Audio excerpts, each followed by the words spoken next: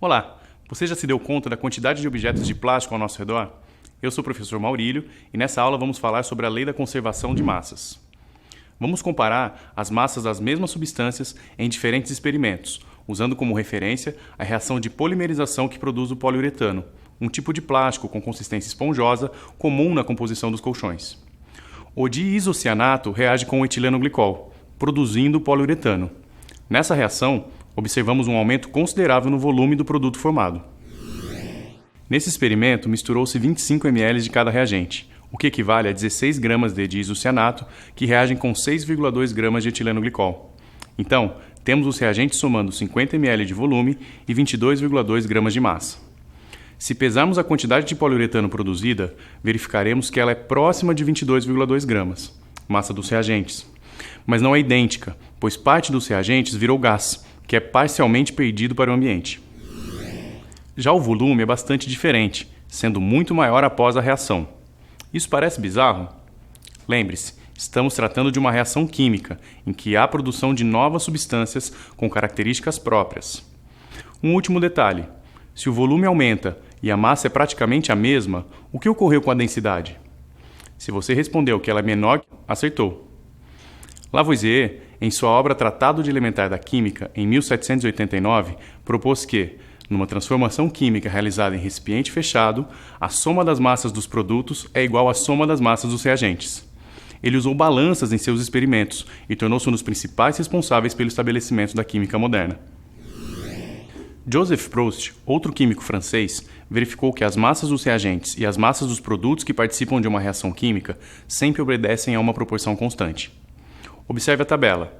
Nela foram desconsideradas as massas dos gases perdidos para a atmosfera.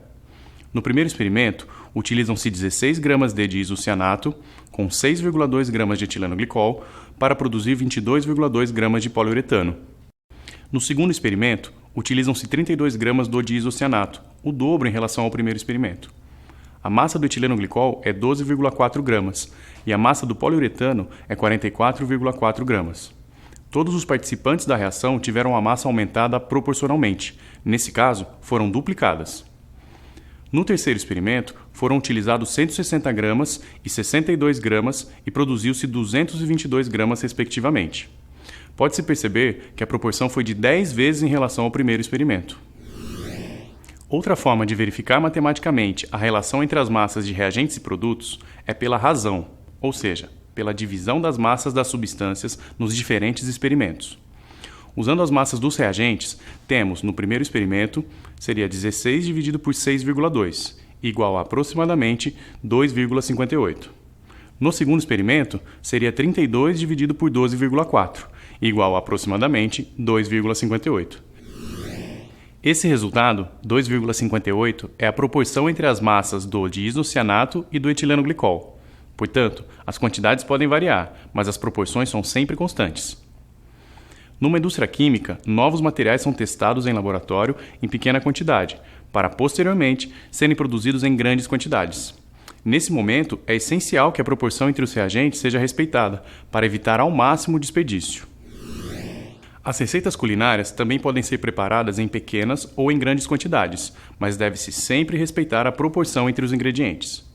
Portanto, seja na produção de plásticos no laboratório, na indústria química ou no preparo de uma receita na sua cozinha, a lei de conservação de massas de Lavoisier e a lei das proporções constantes de Proust estão sempre presentes. Até a próxima aula!